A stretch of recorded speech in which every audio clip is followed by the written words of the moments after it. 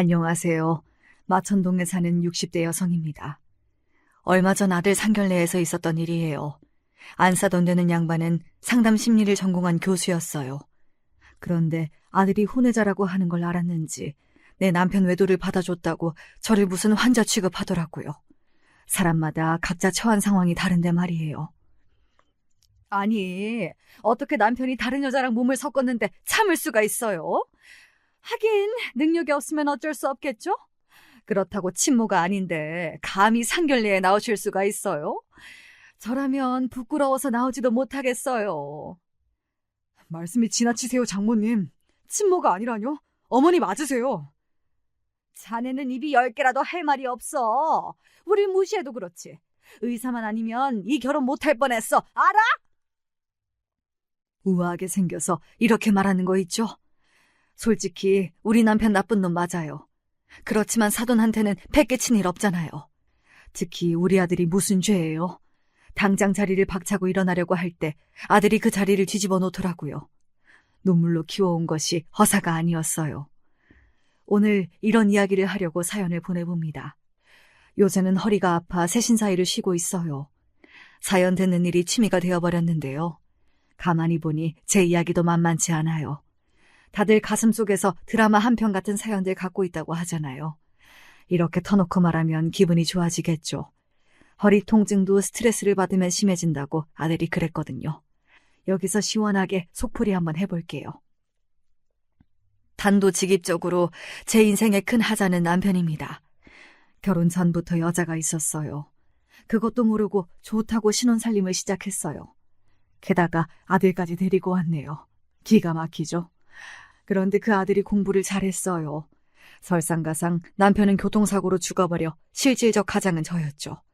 다행히 아들은 기운정을 고맙게 생각했습니다. 하지만 제가 아들의 결혼에 결정적 짐이 될 줄은 몰랐어요. 혼외자 안 버리고 품었더니 사람들은 저한테 보살이라고 하던데요. 하지만 잘난 안사돈은 제가 바보라서 그런 줄 아나 봅니다. 진짜 제 인생은 쉬운 일이 하나도 없었거든요.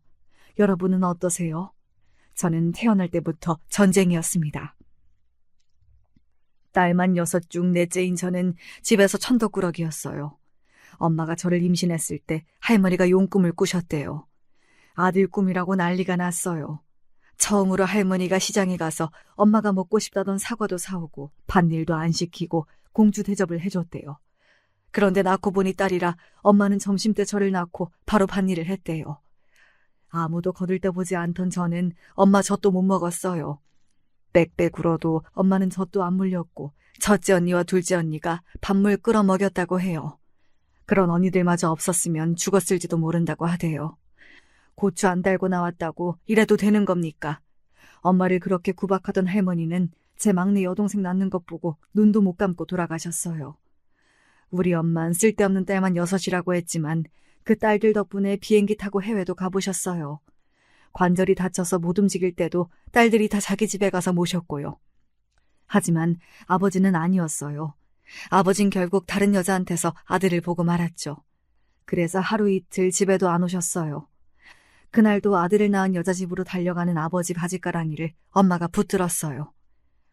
이거 놔. 아들도 못 낳는 것이 성질하고는. 6인데 그중에 아들을 못 놓냐? 사람 구실도 못하는 게 이거 못 놔? 아들 없다고 다른 데 가서 새끼를 낳냐? 그게 사람이냐 짐승이지? 가려면 곱게 가. 왜 돈을 가져가는데 왜? 우린 뭐 먹고 살라고? 이게 죽고 싶나 확 그냥. 짐승도 제 새끼 걱정해. 우리 딸들은 굶고 있는데 다른 여자랑 밥이 들어가냐? 오늘 너 죽고 나 죽는 거야. 가만 안 둘 거야. 대화를 들어보면 알겠죠.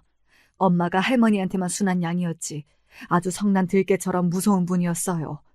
그래서 아버지와 정분이 난 여자 집으로 쳐들어가서 살림을 깨고 난리를 친 적이 있어요.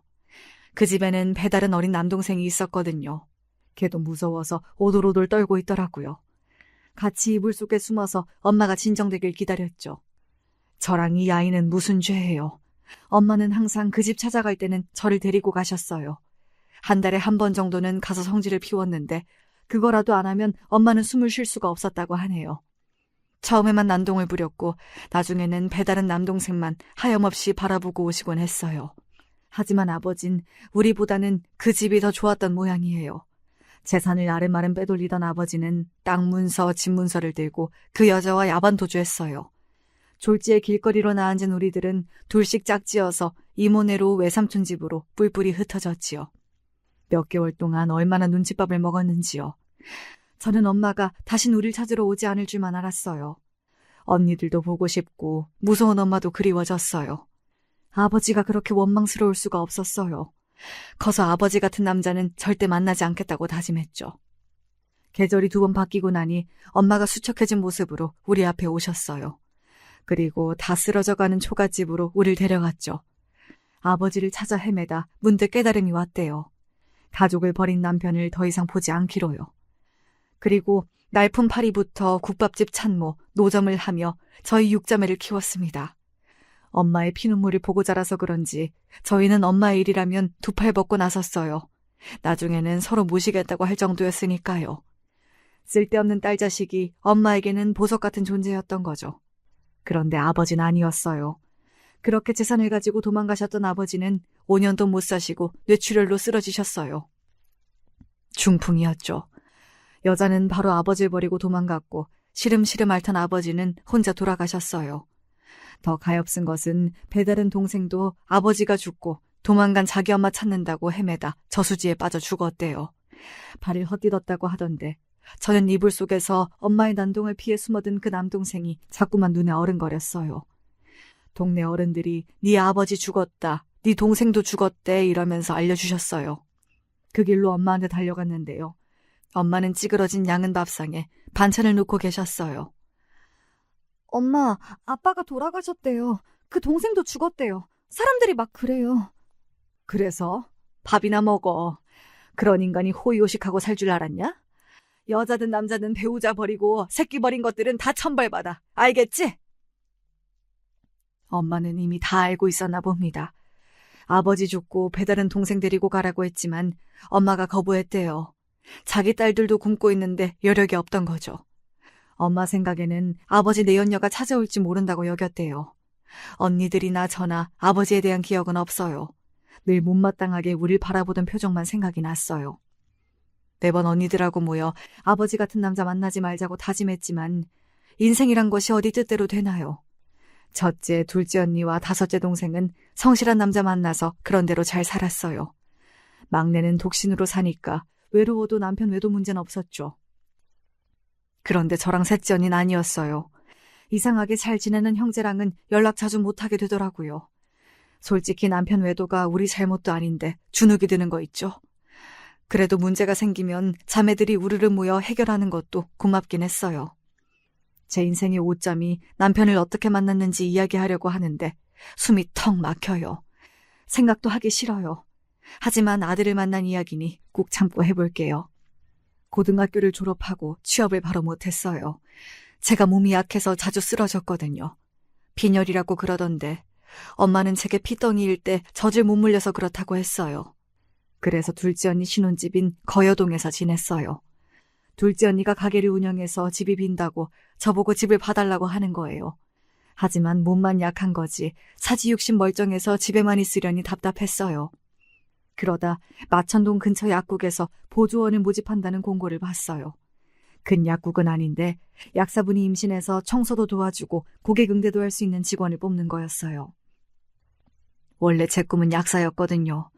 대학도 가고 싶었지만 등록금이 엄마한테 얼마나 짐이 되는지 알고 있었기에 저도 자매들처럼 포기했죠. 약국에서는 청소도 하고 가볍게 손님 응대도 하고 약사가 조제해놓은 약을 종이에 싸서 접는 일도 했어요. 그러다 매일 오는 남자 손님이 신경 쓰였어요.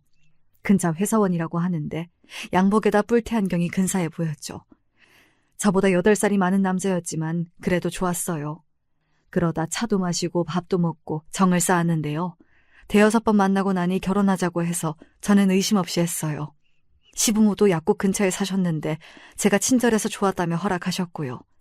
신혼부터 저는 시부모를 모시고 살았는데요. 2분 다 지병이 있어서 늘 누워만 계셨어요. 가끔 동네 약국에 약을 사러 오는 것이 전부였어요. 그때 마천동에는 밭이 많았는데 남편 집은 2층 양옥이었어요. 동네에서 나름 잘 사는 편이라고 했어요. 게다가 남편도 무역회사를 잘 다니고 있어 경제적인 어려움은 없었습니다. 그래서 친정엄마도 듬직한 남편을 좋아했어요. 약국에서 일하다 시집이나 갈 수 있을까 걱정이 많았대요. 그래도 제가 알아서 남편감을 찾아오니 다행이라고 언니들도 말했죠. 결혼 생활은 나름대로 행복했어요. 시부모 사랑받고 남편 성실하니 좋았어요. 그러나 1년이 지나도 아기가 생기지 않더라고요. 저희 엄마가 애도 잘 낳았으니 저도 임신이 수월할지 알았어요. 매번 걱정스럽게 앉아있으니 첫째 언니와 둘째 언니가 저를 끌고 한약방으로 갔어요. 한약방에 가니 자궁이 약하고 몸이 차다고 했어요. 그 사실을 난 친정엄마가 어릴 때 잘 못 먹어서 그런가 보다며 속상해했어요. 하지만 알고 보니 남편한테 문제가 있었던 거였어요. 병도 아니고 정관 수술을 했대요. 결혼 전에요. 진짜 미친 인간이 아닐 수 없죠. 저는 그것도 모르고 절에 가서 빌고 쓴 한약도 먹고 산부인과도 다니면서 별별 짓을 다 해봤어요. 엄마가 어렵게 구해온 아들 8 낳은 여자의 팬티까지 입고 지내기도 했어요. 지금 생각하면 이가 갈려요. 거길 묶어놓고 저 고생하는 것을 가만히 보기만 한 사람이에요. 게다가 말이라도 못하면 밉지도 않겠어요. 임신 안 되면 어때? 이대로 살자. 나는 당신이 아기를 못 가져도 좋아. 이런 미친 인간이 맨날 이런 소리해서 언니들은 남편을 천사라고 부를 정도였어요. 지금이었으면 당장 병원에 가서 두 사람 어디가 문제가 있는지 확인하겠지만 그때 저는 임신 안 되면 여자부터 문제가 있는 게 아닌가 의심했나 몰라요. 산부인과에서는 저한테 아무런 문제가 없다고 하니 저는 남편에게 함께 병원에 가자고 했습니다만 그럴수록 남편은 저를 다독였어요. 당신 힘들게 왜 그래? 애 없어도 된다고 했잖아. 당신도 애기 갖고 싶잖아요. 결혼했으면 애 낳는 게 당연하잖아. 당신이 문제면 고치면 되지. 당신이랑 함께 오라고 산부인과 의사도 그랬다고. 진짜 왜 그래요? 갖고 싶다고 다 되는 게 아니야. 나 때문이면 괜찮아. 나는 오로지 당신만 있으면 돼. 애 없어도 돼. 이 문제를 다신 거론하지 말자. 알겠지? 그때까지만 해도 저는 남편이 저를 가엾게 여겨서 그러는 줄만 알았죠. 고마워서 눈물을 홀딱 쏟았어요. 저를 다독이면서 아기 없어도 우리 둘 잘 살자고 했어요. 왜 그렇게 애 없어도 된다고 했는지 한 달이 지나 그 이유가 풀리고 말았죠. 크리스마스를 앞둔 어느 추운 겨울이었어요. 남편이 퇴근하기만을 기다렸죠. 출장 갔다가 오는 거라 아침부터 기다렸어요. 출장 갔다가 올 때면 풀빵을 사서 오기 때문에 더 그랬어요. 2층 저희 방 창문에서 바라보면 골목 끝에서 남편의 모습이 어렴풋이 보이거든요. 근데 그날따라 남편의 모습은 맞는데 뭘 안고 오는 겁니다. 전 인형을 사서 오나 싶었어요. 이가 미쳤어. 부끄럽게 인형이야. 저는 소녀처럼 맨발에 슬리퍼만 신고 골목길로 뛰쳐나갔어요. 이렇게 사랑받고 살아도 되나 싶었습니다. 결혼 3년이면 남들은 권태기라고 하던데 우린 그렇지 않았거든요. 무역회사라 가끔 야근에다 외근, 출장이 많아서 그렇죠. 절마다 꽃다발이며 머플러, 립스틱 이런 것들을 자주 사다 줬어요. 언니들은 부러워 죽겠다고 했어요. 저는 단숨에 골목을 가로질러 남편 앞으로 다가갔습니다. 여보, 무슨 인형을 사와요? 인형을? 내가 어린애야? 제가 갑자기 골목에서 달려오니 놀랬던 모양이에요. 대꾸도 없이 남편이 움찔하더라고요. 제가 남편 품으로 손을 뻗자 촉감이 결코 인형이 아니었어요. 숨도 쉬고 눈도 깜빡이고 입도 움직이는 귀여운 사내 아이였죠. 제가 갑자기 만졌는데도 다행히 울진 않았어요. 서너 살쯤 되어 보이는 아이는 남편 품에서 떨어질 줄 모르더라고요. 뭐야, 이 아이? 아빠. 살면서 그렇게 황당한 경험은 처음이었어요. 가만히 안겨있어 멀리서 볼 때는 진짜 곰인형인 줄 알았어요. 겨울이니 목도리를 칭칭 감고 털코트에 쌓여 눈만 보이는 아이는 남편에게 아빠라고 하는 겁니다. 아빠? 뭐, 아빠? 남편이 아무런 이야기도 안 했는데도 저는 그 자리에 털썩 주저앉았어요. 직감이라는 게 있잖아요. 숨겨둔 아이구나 이런 느낌이요. 그 직감이 그제야 작동하는지 모르겠지만 외투도 안 입고 나왔는데도 하나도 춥지 않더라고요. 일어나, 춥다. 집에 가서 해줄 말이 있어. 남편은 그때도 당당했어요. 해줄 말이라니 뭔 말이요? 도대체 뭔 말인데? 저는 그 자리에서 울고 말았어요. 3년이란 세월 동안 저를 속이고 몇 개월 연애할 때도 여자가 있다는 말 한마디 없었어요. 그런데 아이라니요. 알고 보니 남편에게는 그동안 계속 여자가 있었대요. 그 여자가 아이를 낳고도 남편과 결혼하지 않겠다고 했답니다. 늙은 부모가 아프시니까 싫다고 했대요. 게다가 그 여자는 가정생활을 충실히 할 수 있는 여자가 아니었어요. 부잣집 세컨드를 하다가 남편을 만난 그렇고 그런 여자였어요. 하지만 시부모는 당신들 몸이 아프니 얼른 남편이 안정되길 원하셨겠죠. 아들이 결혼해야 여한 없이 눈을 감을 수 있다고 하니 남편은 당장 어떤 여자든 필요해서 저랑 결혼했답니다. 그게 말입니까? 더 기가 막힌 것은요. 여자도 남편이 결혼하는 것을 찬성했대요. 아이도 있으면서 왜 그런지 잘 이해가 되지 않았어요. 다른 여자랑 결혼해도 돼. 그러면 내가 당신 옆에 계속 있을게. 우리 아들이랑. 결혼도 돼도 아이는 안 된다는 여자는 남편에게 무리한 요구를 했어요. 얼마나 좋으면 그런 말도 들어줍니까? 아이는 저랑 결혼하기 한 달 전에 낳은 거래요. 아버지가 세상에서 제일 나쁜 사람인 줄 알았는데 그보다 더한 사람도 있다는 것을 알았습니다. 당신이 너무 잘해줘서 당황은 했어. 우리 엄마 아빠한테도 정성을 다하고 나한테도 가분했지. 그래서 늘 가책을 느꼈어. 그건 진심이야. 물론 그 여자를 사랑하고 있는 건 맞아. 근데 당신도 아마 영원히 잊지 못할 거야. 닥쳐. 그걸 말이라고 해? 당신은 미친놈이야. 저는 일어나 남편의 뺨을 갈겨버렸습니다. 사랑이요? 사랑이라는 게 이런 건가요? 여자는 완전히 남편 돈만 필요한 사람이었어요. 아이도 남편한테 돈을 뜯어내려고 낳은 거고요. 그걸 모르고 사랑? 남편을 돈을 빌려서 여자에게 줬어요. 친구들에게 돈도 빌리고 사치를 쓰기도 했다는데 그걸 지금껏 갚지도 못하고 끙끙대고 있었대요. 미안해. 미안하다니까. 나도 당신이 이렇게 잘해줘서 너무 미안하다고. 그동안 그 여자랑 살림을 차려놓고 미안하면 다냐? 그게 말이 돼? 부모님 돌아가실 때만 너랑 살려고 했고 그 후 다 보상하려고 했어. 무슨 보상을 해?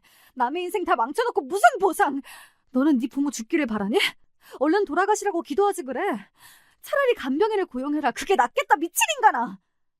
결혼 안 하면 아버지 재산이랑 이 집 안 주신다고 하는데 어쩌냐? 그래서 그 여자가 하라는 대로 정관 수술까지 하셨다. 미친놈, 나쁜 놈. 그런데 애는 왜 데리고 와? 인제 새끼도 못 본대? 도망갔어. 다른 남자랑. 꼴 좋다. 아주 꼴 좋아. 이 집에서 당장 나가. 이 집 아버님이 나 준다고 했어. 알아? 살다 시부모 모시기 싫다고 자기 남자 결혼시키는 여자는 처음이었어요. 물론 돈줄 찾아다니는 질 낮은 여자라면 그럴 수도 있을까요? 나이트클럽에서 만나 사랑을 꽃피웠다고 말하는 남편의 입을 꿰매고 싶었죠.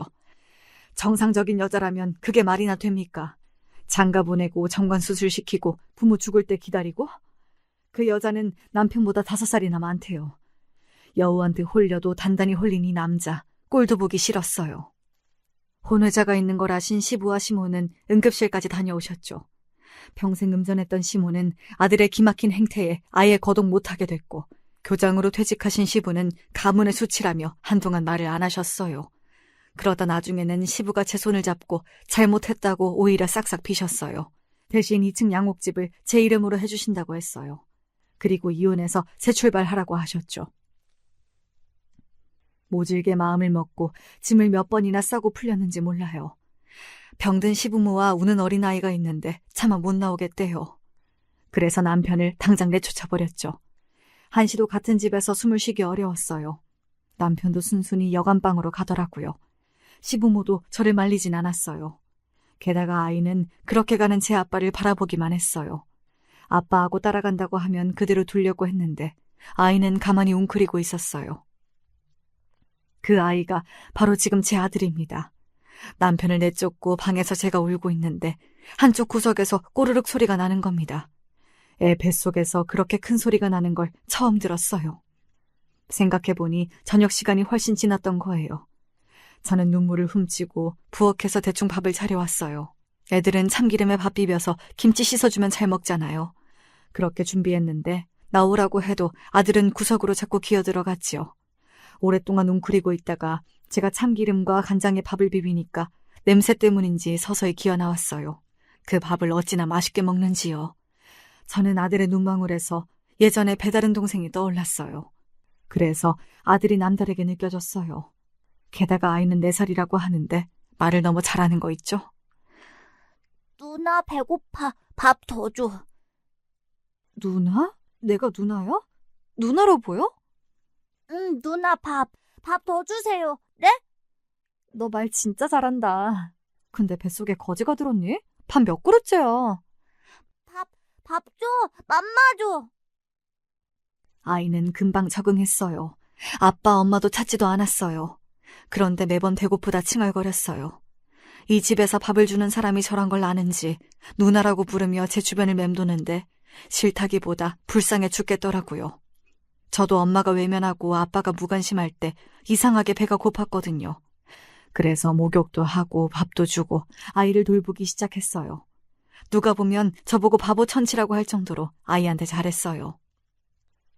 시부모는 제 눈치를 슬슬 보면서 아들을 이뻐하셨어요. 대놓고 못하고 저 안 보는 곳에서 만지고 어르고 하시더라고요. 몇 달이 지나 시부모님이 안정을 찾으셨어요. 저는 이 집에서 나가야 하겠다고 생각했죠. 사기 결혼을 당했는데 굳이 살 필요도 없잖아요. 집 나간 남편은 그 여자를 찾느라 전국을 헤매고 다니고 있다는 말이에요. 안방에서 짐을 싸고 있으니 시부는 잘 생각했다며 좋은 사람 만나라고 하셨어요. 그런데 다른 방에서 자고 있던 아들이 현관에 있는 제 신발을 품에 안고 울기 시작했어요. 누나도 나 두고 도망갈 거야? 우리 엄마도 그랬대. 가지 마. 어? 누나 못 가게 신발 안 줄 거야. 가지 마. 그때부터였을까요? 저는 그 집에 머물고 말았어요. 엄마가 남편이 혼외자를 데리고 왔다는 소식을 듣고 언니들하고 우르르 시댁에 몰려왔어요. 사위 나오라고 난리가 났죠. 그때 엄마 눈에 제 아들이 보였나 봐요. 남편하고 꼭 닮은 꼴이 말하지 않아도 알아보셨나 봅니다. 바로 대성통곡을 하셨습니다.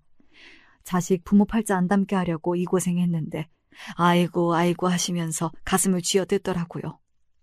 당장 짐 싸라며 저를 데리고 가시려고 하는데 우리 아들이 그렇게 우는 겁니다. 누나 가지마, 누나 가지마, 안 돼. 누나. 애도 울고 우리 엄마도 울고 난리가 났어요. 등신아, 정줄 게 없어 남편 데려온 자식한테 정주냐, 등신아. 아들이 하도 매달려서 아무도 뗄 수가 없었어요. 아이가 자지러지게 울고 입에 거품까지 물자 엄마는 네 팔자니까 이 악물고 살라고 하시면서 가셨어요. 그 후에 아들은 늘 제 옆에 붙어 있었어요. 아들이 초등학교에 입학하고 얼마 후 저한테 이런 고백을 했어요. 지금껏 살면서 살갑게 대해준 사람은 저 하나랍니다. 그 내연녀는 늘 술 먹고 늦게 들어오고 아이를 그대로 방에 두고 외출하고 다녔다고 해요. 밤에 무서워 울다가 지쳐 잠든 적도 많고 나중에는 무섭긴커녕 배가 고파 힘들었대요. 남편은 그런 것도 모르고 그 여자 치마 폭에만 쌓여서 정신을 못 차렸다고 하니 억장이 무너지더라고요. 누나, 나도 유치원 가고 싶어. 어디서 들었는지 유치원 소리를 했어요. 그런데 집에 돈이 점점 없어졌어요. 남편은 아예 직장도 때려치우고 아이 엄마를 잡으러 다녔어요. 그래서 시부모가 모아둔 돈으로 생활하고 있었거든요. 유치원 갈 돈이 없어 제가 괜히 미안했어요. 솔직히 유치원보다 더 큰 문제는 아이가 곧 학교 갈 나이라는 겁니다. 언제까지 제가 이 아이와 살아야 할지 결정을 내리지 못했어요. 이혼할까? 아이는 어떻게 할까? 이런 고민 중에 시모가 돌아가셨어요. 어디로 갔는지 연락도 안 되는 남편이라 제가 혼자 장례식을 치르고 말았어요. 언니와 엄마는 당장 남편을 찾으라고 난리가 났죠. 제 부모를 이렇게 맡겨놓고 여자의 미친놈을 무슨 수를 찾을까요? 하지만 결국 일이 터졌습니다. 여기 병원인데요. 보호자 빨리 오세요. 여기저기 찾아 헤맨 남편. 내연녀를 발견하고 쫓아가다가 교통사고를 당했어요. 몇 개월 혼수 상태로 누워있다가 호흡이 멈춰버렸습니다. 그 소식에 시부도 심장마비로 돌아가셨고요. 1년 사이에 많은 일이 생겼어요. 결국 2층 양옥집에는 아들과 저만 덩그러니 남았더라고요. 제가 떠나면 이 아이는 보육원에 맡겨질 판이었어요. 제가 며칠을 더 고민하니 한밤중에 엄마가 택시를 타고 집에 오셨습니다. 내일 아침에 아이는 보육원에 주고 집 팔고 그 돈으로 공부를 더 해보라고 엄마가 하셨지만 저는 고개를 내저었습니다. 엄마, 제가 키울래요. 자식 버리면 천벌 받는다고 하잖아요. 저게 네 자식이냐? 네 자식이야? 몰라요. 내가 낳지 않아도 낳은 것만 같아요. 나중에 후회한다, 후회해. 머리 검은 짐승 거두는 게 아니랬잖아. 그때 죽은 배다른 동생 기억나요? 우리가 키워줬으면 죽지 않았을지 모르잖아요. 아들이 자꾸 그 아이랑 겹쳐 보여요. 데려오라고 해도 네 아버지가 싫다고 한 거야. 그러니까 괜히 마음 두지 마. 괜한 정으로 아이 키우기 어려워. 네 자식이라도 얼마나 속이 문드러지는데 너 그거 몰라서 이래. 저는 우는 엄마를 겨우 달랬어요. 다음날 일어난 아들은 할머니 하며 애교를 부렸어요. 제 자식이 되려고 한 건지 아들은 유독 제 엄마를 좋아했어요. 우락부락하지만 잔정이 있는 걸 어린아이가 어떻게 알았을까요? 결국 아들은 제가 키우기로 했어요. 아이는 영특하고 특별했어요. 학교에 입학하고는 어느새 누나라고 부르지 않았어요. 비가 많이 오는 하굣길, 제가 교문 앞에 서서 우산을 들고 있으니 저 멀리서 엄마 하며 아들이 뛰어오는 것이 아니겠어요. 가슴 아래에서 뭉클한 감정이 솟아오르더군요. 주변에 친구들도 있고 선생님도 계셔서 그런가 했지만 어느 날부터 등교하는 아침 엄마 갔다 올게라고 하는데 정말 기뻤습니다. 어느새 아들과 저는 모자지간이 되어버렸어요. 그런 아들이기에 학교 다니면서 속 한번 썩이지 않더군요. 공부도 얼마나 잘하는지. 제가 새신사가 된 것도 그 이유였어요. 초등학교 다닐 때부터 의사가 된다고 하길래 저는 의대 교육비를 계산해 보았어요. 지금 가지고 있던 예금으론 턱없이 부족하여 돈 벌 궁리를 했어요. 2층 양옥을 팔아 가게를 차릴까? 아니면 회사에 나가? 하지만 사회 경험이 거의 없던 제가 할 수 있는 일이 많지 않았죠. 그러던 차에 셋째 언니가 저를 찾아왔어요. 아무도 몰래 새신사를 하고 있다는 거였어요. 사람들은 때밀이라고 무시하지만 현금을 벌 수 있다고 했어요. 저는 언니의 도움으로 교육도 받고 실습도 하면서 천호동에 있는 목욕탕에서 처음 일하기 시작했어요. 나중에는 풍납동에 있는 목욕탕에서 일하면서 의사 사모님을 많이 알게 되었어요. 근처에 큰 병원이 들어섰기 때문이었죠. 우리 아들 공부 상담도 거기서 많이 했어요. 좋은 과외 선생도 구할 수 있었는데요. 어느 날 아들은 제가 새신사하면서 돈을 번다니까 미안해서 의대 진학을 포기한다는 겁니다. 공사나 육사 가겠다는 말에 제가 화를 내며 말렸어요. 평생 꿈이 의사면서 왜 포기를 한다는 건지. 이유는 알지만 절대 안 되는 말이었어요. 엄마 목욕하는 거 진짜 좋아하잖아. 거기서 일하면 목욕이 공짜야. 하나도 힘 안 들어. 자꾸 공부 포기한다고 하면 외할머니 오시라고 해서 혼을 낼 거니까 알아서 해. 알겠어요. 엄마 힘들면 말해. 나 공부 안 해도 되니까 제발 고생하지 말라고. 엄마가 자식 위하는데 그거 고생 아니야. 기쁨이지. 아마 아들이 고등학생 때 정도였나. 남편 내연녀였던 집 번호를 어떻게 알았는지 연락이 왔어요. 자기가 몸이 아파서 살 날이 얼마 안 남았는데 아들을 한번 보고 싶다고. 저는 고민을 했죠. 처음에는 다시는 전화도 하지 말라고 화도 내고 욕도 했는데요. 나중에는 살 날이 2달 정도 남은 시한부라고 하니 혹시나 해서 아들한테 만나볼래 하고 물었어요. 엄마 여기 있는데 누가 엄마래요? 안 봐요. 다시 묻지 마세요. 단호하게 말하더라고요. 그렇게 내연녀는 위암으로 고생하다 죽었다고 하네요. 엄마 말대로 자식 버리면 천벌을 받나 봐요. 결국 아들은 명문대 입학하고 그 어렵다는 의사 공부 다 했죠. 그동안 저는 허리 디스크가 발생했어요. 통증을 느껴도 이를 물고 때를 밀었어요. 제가 아프다고 하면 의사 안 한다고 할까봐 말도 못했죠. 새신사 동료가 물어보대요. 왜 그렇게 남의 자식 죽도록 키우냐고요. 이유는 저도 모르겠어요. 한솥밥으로 그렇게 30년 이상 먹고 살다 보니 어느새 가족이 되어버렸습니다. 시간은 지나 아들이 의대생에서 전문의가 되고 나서 저도 일주일에 2번 정도 새신일을 하며 쉬게 되었어요. 아들은 고맙게도 월급의 절반을 꼭 저를 주었습니다. 그러지 않아도 된다고 했지만 아들의 뜻을 알기에 일단 고맙게 받았어요. 그러던 중 사귀는 여자가 있다고 했어요. 그 여자와 결혼도 하고 싶다고 말하네요. 드디어 아들도 2층 양옥집을 떠날 날이 온 거예요. 그동안 힘든 일도 있었지만 저는 이 집은 팔지 않았어요. 이걸 팔면 남편을 용서하는 느낌이었거든요. 다행히 이쪽 지역 땅값도 많이 올라서 팔고 좋은 곳으로 갈 수도 있었지만 저는 팔지도 않고 그대로 쭉 살고 있었어요. 아들은 며느리 될 여자를 데리고 와서 인사를 시켰습니다. 대학병원 약사라는 여자는 인상, 말투, 하는 행동 다 마음에 들었어요. 자기야, 여기 양옥집은 엄마 집이니까 함부로 넘보지 말고. 나는 우리 엄마한테 대드는 것도 못 봐. 자기보다 우리 엄마가 먼저니까 그거 싫으면 결혼하지도 마. 넌 거짓말도 참도 잘한다. 내가 너 혼내면 제일 먼저 달려와서 난리를 칠 거다. 아니에요. 어머님이 1순위래요. 아들이 엄마라면 하늘의 별도 따다 준대요. 별 못 따니까 그렇지. 말만 그래, 말만. 말만이라니. 그럼 따줘요? 말씀만 하세요. 싱거운 소리 그만해. 난 우리 며느리가 1순위야. 감사해요, 어머님. 아들은 며느리에게 사실대로 다 말했대요. 나와 어떤 관계인지도요. 그래도 절 어머니라고 부르는 게 예뻤어요. 아직 겪어보진 않았지만 아들이 선택한 사람이니까 좋을 거라는 믿음이 있거든요. 그래서 저도 며느리가 마음에 들어 결혼하라고 했고요. 양옥 팔아서 집을 사주겠다고 하니까 그건 안 된다고 아들이 펄쩍 뛰었어요. 나중에 고쳐서 함께 살 거래요. 말이라도 그렇게 해주니 고마웠어요. 그렇게 아들은 늘 저에게 힘이 되어 주었습니다. 나중에 알고 보니 약사 며느리 집안이 빵빵하더라고요. 안사도는 교수이고 바깥사도는 대기업 임원이래요. 아들이 혹여 기가 죽지 않을까 걱정이었어요. 내가 왜 기가 죽어 엄마가 있는데 이러는 아들 말에 안심이 되긴 했어요. 아들이 이참에 옷 몇 벌 사라며 자기 카드를 줬어요. 덕분에 머리도 하고 새 옷도 사 입었습니다. 저도 차려입으니 기분이 좋더군요. 목욕탕 습한 열기가 아닌 오랜만에 아들과 외출해서 그런지 저도 모르게 들뜨게 되었어요. 게다가 바깥 사돈이 사줬다는 아들의 새 차는 좋아 보였어요. 의사 사위가 소원인데 이루게 되었다며 새 차를 뽑아줬대요.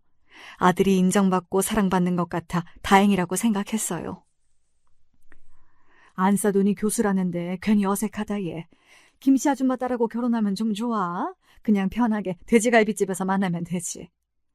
김씨 아줌마 딸 중학생인데 언제 커? 나 급해 엄마.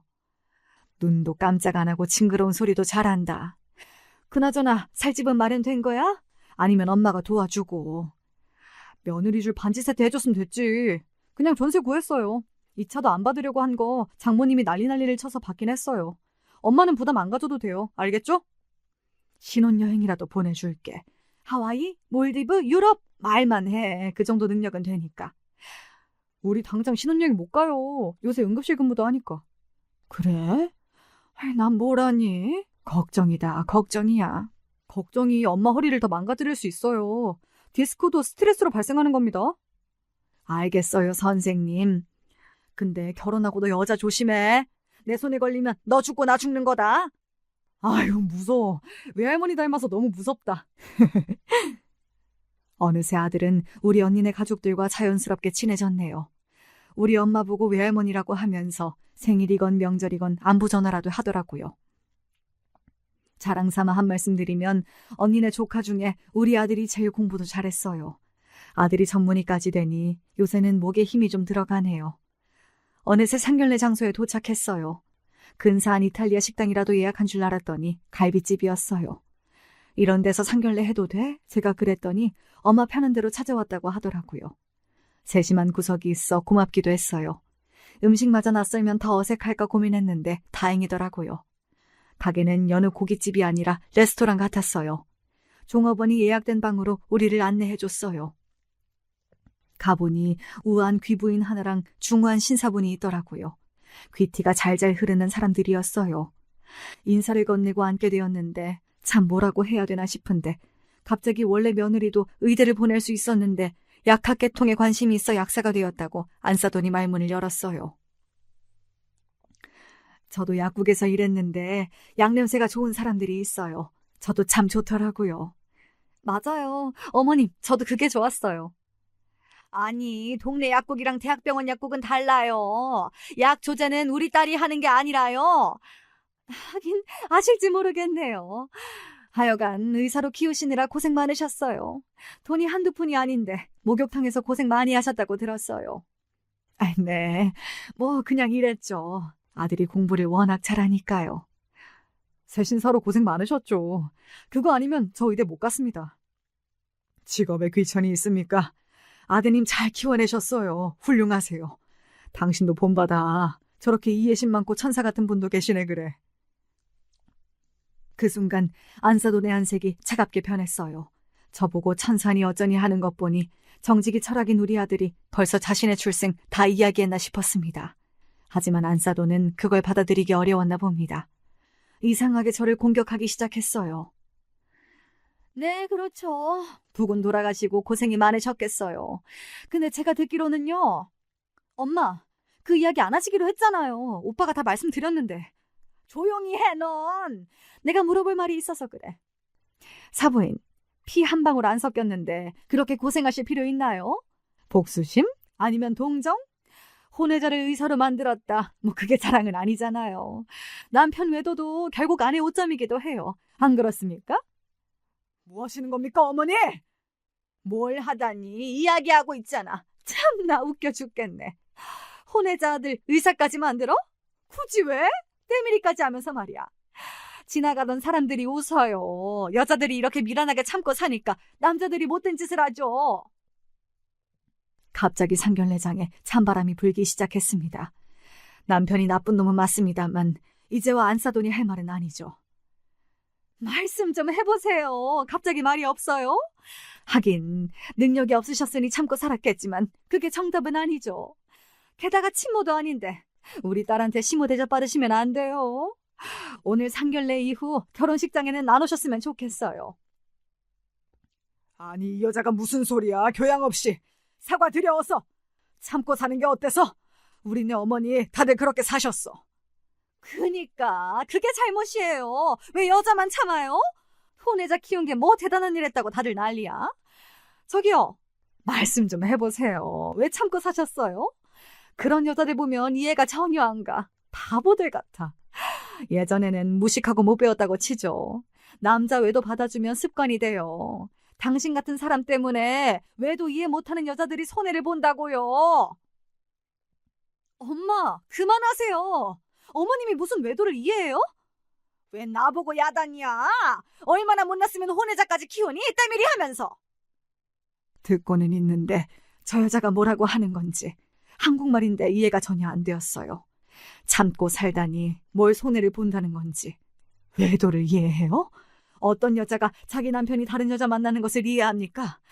아들이고 뭐고 이 자리를 박차고 나가려고 하는 때 아들이 벌떡 일어났습니다. 그렇게 이해가 안 되는데 나랑 결혼 왜 합니까? 이 결혼 안 하겠습니다. 말도 안 되는 소리 마. 대학병원 안에 너희들 결혼하는 거 모르는 사람도 있니? 외삼촌한테도 그렇게 말할 수가 있어? 누구 딸 인생을 망치려고 그래, 감히? 일개 혼외자가 병원장 조카랑 결혼 파토낼 수도 있죠. 뭐가 문제예요? 내가 참고 봐주니까 뭐? 너 진짜 의사 못하게 해줘? 당장 취소해 그 말! 다들 그만 못해? 당신 왜 그래? 자네도 앉아. 혼외자 새끼라고 하더니 진짜 개판이야. 그때였어요. 아들은 불판을 손으로 집어 바닥에 던졌어요. 그리고 결혼 반지랑 주머니에 차키를 화로에 집어넣어 버렸습니다. 어머니, 일어나세요. 개소리 더 이상 못 들어주겠어요. 오빠, 미안해. 어머님 죄송해요. 시끄러워. 나 이제 아는 척도 하지 마. 다 끝이야. 아들은 제 손을 끌고 그 자리를 박차고 나왔습니다. 며느리는 우릴 잡지도 못하고 발만 동동거리고 있었어요. 속은 시원했지만 며느리가 걸렸어요. 그렇게 나쁜 애는 아니었는데 말이에요. 택시를 타고 집으로 돌아오는 길 서로 아무 말도 안 했어요. 집에 와서 저는 시원한 물 한 잔을 마셨어요. 아들은 소파에 앉아 길게 한숨을 쉬더니 허탈하게 웃었어요. 엄마 죄송해요. 오늘 기분 좋게 가셨는데. 내 기분이 너만 하겠어. 그래서 결혼은 진짜 안 해? 엄마랑 저 무시하는데 할 순 없어요. 절대로 안 돼요. 그건 그래. 우릴 무시하면 가족이 될 수 없지. 확실하게 해. 시작도 끝도. 네, 마음 너무 쓰지 마세요. 저 이제 출근할게요. 병원으로 가는 아들의 뒷모습이 얼마나 쓸쓸하던지요. 저는 그날부터 잠이 잘 오지 않은 거예요. 정말 잘못한 건가요? 혼외자를 받아주고 의사로 만든 게 말이에요. 아들은 며느리 전화도 받지 않고 식장부터 전부 취소시켜버렸어요. 저를 무시하면 아들도 무시하는 건데 말리지 않았어요. 인연이 아니라면 안 하는 것도 맞지 않나 이렇게 생각했는데요. 며느리가 전화가 왔어요. 울면서 말이에요. 어머니, 죄송해요. 저번에 저희 어머니가 실수하셔서 기분 나쁘셨죠? 그게 실수니? 원래 그렇게 생각하신 거잖아. 실수라고 하면 안 돼. 네, 그렇군요. 다시 한번 죄송해요. 그런데요, 어머니. 저 오빠 없으면 안 돼요. 오빠는 저랑 결혼 안 한다고 했어요. 도와주세요. 저는 오빠랑 결혼하고 싶어요. 엄마 안 보고 살아도 돼요. 나도 모르겠다. 내가 도와줄 수 있는 문제가 아니야. 너무 막 나가시더라. 솔직히 그 말이 나만 무시한 거야? 우리 아들도 혼외자라고 무시하는 거지. 어머니, 저 어떡해요. 병원에서도 말도 안 해요. 엄마가 찾아가도 말도 없고. 어머니 하신 일이니 어머니가 해결하라고 해. 그만 전화 끊는다. 며느리는 계속 울기만 하네요. 하지만 어쩌겠어요. 아들이 결혼을 안 하겠다는 것을요. 저는 더 해줄 말이 없어서 전화를 끊었어요. 그런데 며칠 후에 안사돈이 집으로 찾아왔어요. 며느리가 식음을 전폐하고 단식 투쟁 중이랍니다. 이러다 외동딸 잘못될까 저를 만나고 싶대요. 우리 아들은 병원으로 가도 전혀 반응이 없대요. 투명인간 취급한다고 하더라고요. 저는 안사돈을 만나서 저번에 오해를 풀고 싶었어요. 하지만 안사돈은 사과도 없이 본론만 말했어요. 사위가 결혼 없자고 하던데 사부인이 말려주세요. 싫어요. 아들이 하기 싫다면 저는 말릴 이유가 없어요. 저번에 제가 한 말이 부당한가요? 전 혼외자를 의사까지 만드는 저희가 궁금해요. 저희란요? 자식 키우는데 무슨 이유가 있나요? 애가 하고 싶다고 하길래 밀어줬어요. 그리고 혼외자라서 싫으시면 결혼하지 마세요. 이렇게 매달릴 이유가 있나요? 따님이 능력이 부족해요? 네? 우리 딸 명문가로 시집 충분히 갑니다. 무슨 말씀이세요? 됐고요. 제가 그쪽 들어오라고 한 건 잘해보자 그런 거 아닙니다. 결혼 결정은 아들이 하니까 알아서 하겠죠. 다만 뭔가 오해를 하고 계셔서 바로 잡고 싶었어요. 저 참고 산 적도 없고 남편 외도 이해 못합니다. 멍청해서 혼외자 키운 것도 아니고요.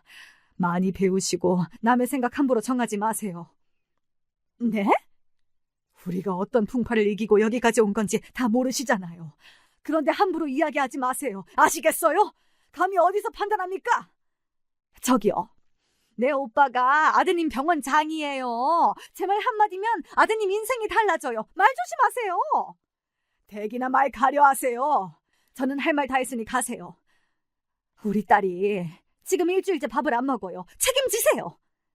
입 함부로 놀린 당신이 책임져야지. 안 그래? 저번엔 내가 말 안 한 건 아들 마음이 어떤지 모르니까 가만히 있었던 거고 아들이 결혼 안 한다고 하니 충고하는데 혼외자 타령 우리 아들 앞에서 한 번 더 하면 내가 가만히 안 둬. 당신 등껍질 홀랑 벗겨버릴 거야.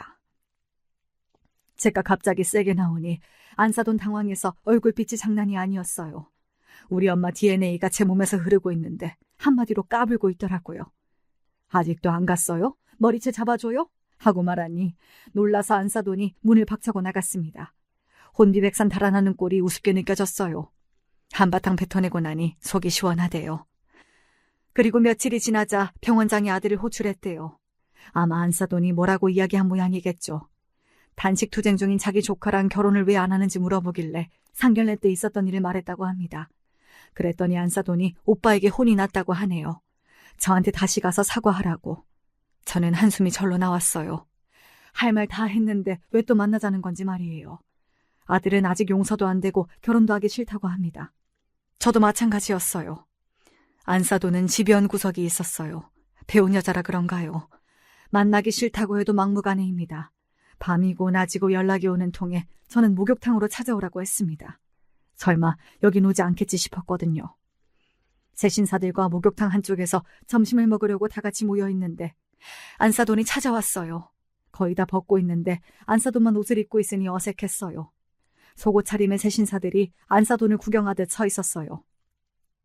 조용한 곳에서 이야기 좀 하자는 걸 여기서 하라고 했더니요. 안사돈이 갑자기 무릎을 꿇었어요. 목욕탕 탈의실에서 말이에요. 병원장 오빠가 이번 결혼 성사 못하면 인연을 끊는다고 했대요. 병원 인재의 심기를 어지럽힌 죄를 묻겠다 했대요. 하긴 우리 아들이 흉부외과 의사인데 요즘 외과 의사 구하기도 어렵고 흉부 쪽은 지원자가 부족하거든요. 다들 김치 쪼가리에 물 말아먹다가 안사돈의 행동에 다들 의아해했어요. 저는 그러거나 말거나 계속 밥을 먹었죠. 제가 잘못했어요. 그쪽이 뭘 잘못했는데? 네? 사과하려고 하면 뭘 잘못했는지는 알아야죠. 무조건 잘못했다 하면 끝이에요? 아니요. 일단은 제가 혼외자 운운한 것은 잘못이니까요. 그게 무슨 잘못이에요? 예의가 없는 거죠. 당신의 잘못은 남의 상황만 보고 그 사람 전체를 판단한 것이 문제인 것도 몰라요? 대학원까지 나온 양반이? 사부인, 기분 푸세요. 아직 당신 사부인 아니고요. 일어나세요. 죄송해요. 저는 죄송하다 미안하다 이런 말 싫어해요. 지긋지긋해요. 상처 주고 그러면 뭐합니까?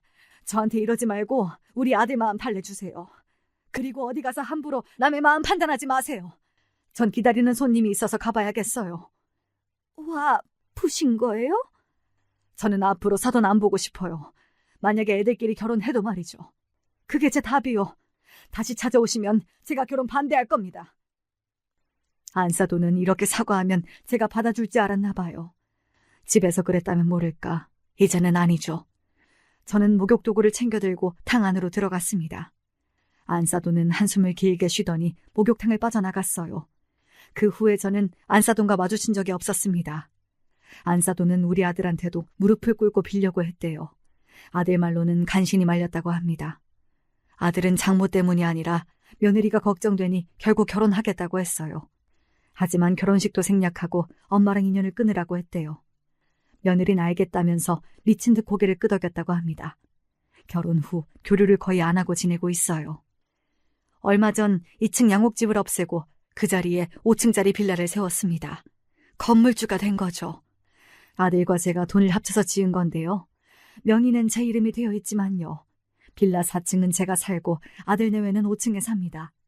요새는 손주까지 낳아 재롱 부는 재미가 쏠쏠하죠. 바깥 사돈은 한번 찾아오긴 했는데 안사돈은 아직 빌라 근처에서 못 와요. 결혼 조건이 안사돈 얼굴을 사위랑 저에게 보여주지 않는 것이었어요. 언젠가 시간이 지나면 달라질지 모르겠지만 지금은 평화롭습니다. 아들과 저는 알아요. 사람 쉽게 변하지 않는다는 것을요. 어쩌면 함께 살아온 풍파가 보여준 결과겠죠. 아들은 제 인생의 슬픔이자 기쁨이에요. 불행한 일이 일어나도 시간이 지나면 이렇게 좋아질 수도 있네요. 여러분, 지금까지 제 이야기 들어주셔서 감사해요.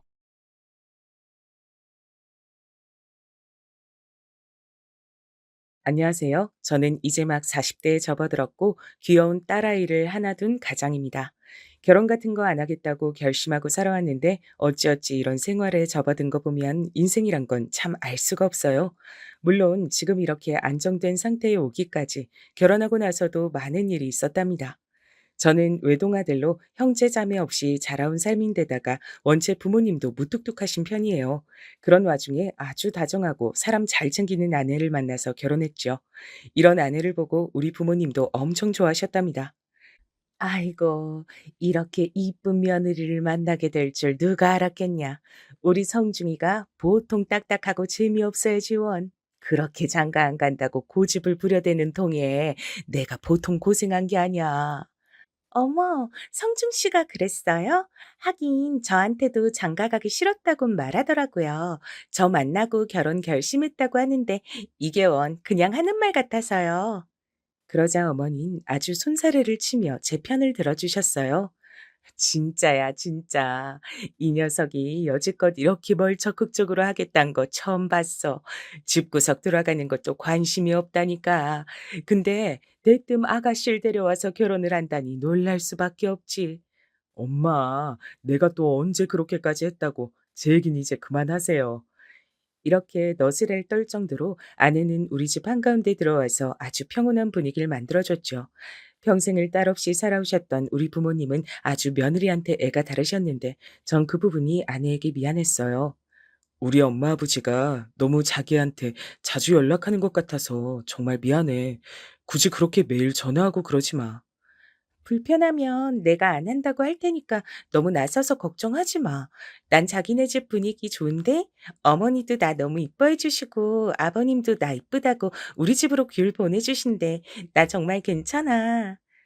아내에게 이런 부분에서 참 미안했던 건 반대로 저는 처가 쪽에 그렇게 신경을 써주지 못했어요. 사실 처가 쪽엔 조금 사연이 있는데요. 아내가 결혼할 무렵부터 무척 제 눈치를 살피면서 고민을 털어놨답니다. 있잖아. 우리 언니 말이야. 언니는 우리 집에서 정말 여러모로 아픈 손가락이야. 나한테도 그렇고 이런 분위기 자기가 이해해 줄 수 있을지 모르겠어. 아, 이제 처형이지. 상견례 때 뵀을 때 아주 깍듯하시고 잘해주셨어. 근데 왜 당신한테 아픈 손가락이야? 그러자 아내는 한창을 망설이다 대답을 했는데 듣고 저도 꽤 의외라고 생각했어요. 상견례 때 다 같이 마주할 땐 멀쩡해 보였거든요. 언니가 사실 엄마랑 사이가 별로 안 좋아. 어릴 때 엄마가 외할머니 모시는 문제로 늘 예민했거든. 그런 부분에서 나나 언니도 눈치 많이 보고 언니는 또 되게 예술적이고 감정 기복도 심한 편이야. 아, 근데 그게 문제란 거야? 그래도 처형 대학도 번듯이 나왔고 결혼도 제때 하지 않았어? 언닌 사실 우리 외할머니가 좀 세고 무서운 성격이라 한창 같이 살 때 언니가 되게 싫어했거든. 그런 걸로 엄마랑 많이 부딪혔어. 사춘기 때부턴 정말 더 심해져서 툭하면 다 뒤엎고 제가 느꼈던 최영의 인상이란 아주 단아하고 깔끔해 보였는데 마음속으로 뭔가 상처가 있다고 생각하니 의외였어요. 그런 제 표정을 보고 아내는 바로 말을 이어가더라고요. 아무튼 그런 언니가 집에서 벗어나겠답시고 알바해서 유학도 가고 엄마랑 연락도 몇 년씩 끊고 그랬어. 엄마가 맘고생 진짜 많이 했고 나도 언니 미워한 적도 있는데 알고 보니까 언니가 우울증으로 약을 오래 먹었더라고. 아, 그런 상황이 있었구나. 자긴 그걸 언제 한 거야? 나중에 언니가 유학 갔다 와서 얘기해줘서 알았어. 불면증도 심하고, 그러다가 어찌어찌 지금의 형부 만나서 결혼한 거야. 그리하여 본래 결혼 생각이 없다가 혼전 임신으로 인해 어쩔 수 없이 진행했다고 하더라고요. 안 그래도 상견례 때 딸아이를 데리고 세 식구가 같이 나왔는데 인상 깔끔하고 부티나 보이긴 했지만 뭔가 좀 차가워 보이긴 했었어요. 언니네가 보기엔 번듯한 가족 같아도 실제로 문제가 좀 있어. 난 형부가 여전히 불편해. 여기서 말하는 아내의 형부, 그러니까 저에게 손윗 동서는 저보다 나이는 어리답니다. 처형보다 나이가 너댓 살 어린 연하남 편이라 나이론 제가 더 위에 있어요. 이것 때문에 호칭 정리하기 참 힘들었는데 동서 역시 저한테 애매하게 말을 하더라고요. 안녕하세요. 서로 호칭 정하기 골치 아프니까 그냥 동서 정도로 맞추는 게 낫겠네요. 어차피 처가 사위들끼리 그렇게 자주 볼 일도 없으니까요. 뭔가 딱딱하게 말하는 것이 조금도 곁을 주지 않겠다는 의지가 느껴져서 저도 긴장했어요. 애시당초 저는 이런 경험을 해본 적이 없으니까요. 남자 형제도 없이 자랐고 처가에서 사위들끼리 어떤 교류가 있어야 할지도 잘 몰랐어요. 근데 저는 이 동서라는 존재에게 약간 호기심이 생겼던 시기가 있었어요. 왜냐면 저희가 결혼한 지 얼마 안 되어 바로 집들이를 했었거든요. 그때 우리 집에 오긴 했는데 좀 거슬리는 부분이 있었어요. 아, 이 동네 좀 교통편 힘들지 않나요? 가끔 외근 나와서 이쪽 돌 때 있는데 맨날 운전할 때마다 욕 나오던데. 직장이랑 다니기 안 불편하신가 봐요. 그야 뭐 편한 교통편은 아니니까 지하철로 오갈 때가 많아요. 저도 대강대강 존대하면서 말은 했지만 그래도 나이로는 제가 위인 거 알 텐데 은근슬쩍 말을 자꾸 놓더라고요. 형님이라고 부르지도 않고 아예 호칭을 빼고 껄렁하게 불렀어요. 음, 되게 불편할 것 같아요. 좀 더 좋은 데 얻으시지. 대출 많이 안 나오나 봐요. 직장이 어디랬죠? 아니, 아니. 동네 묻는 게 아니고 회사 이름 묻는 거예요. 이러면서 약간 건들거리는 분위기가 있었어요. 왜 묘하게 말투가 짜증나고 싫은 타입이 있는데 동서가 딱 그런 케이스예요. 그리고 처형과도 이날 보니 사이가 꽤 나빠 보이더라고요. 그걸 왜 나한테 말해? 우리 어머니한테 당신이 얘기해. 괜히 나 중간에 껴서 일 만들지 말고. 어머니랑 내 관계에 당신이 왜 빠져야 되는데?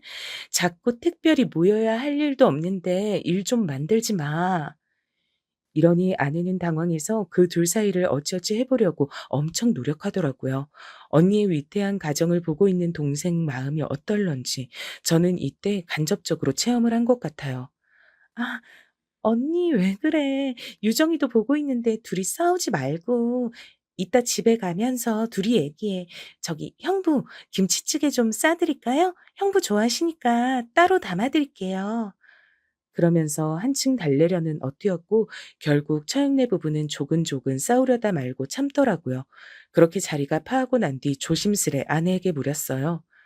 처형이랑 동선 저렇게 다투는 일이 종종 있는 편인 거야? 그게 나도 부부 사이는 잘 모르지만 사이가 좋은 편은 아니야. 보다시피 형부도 성격 까칠하고 언니도 예민하니까 가운데 껴있는 유정이만 불쌍할 뿐이야. 그런 와중에 전 마음에 걸렸던 얘기를 슬쩍 꺼내 물어봤죠. 근데 동서는 무슨 일을 하나?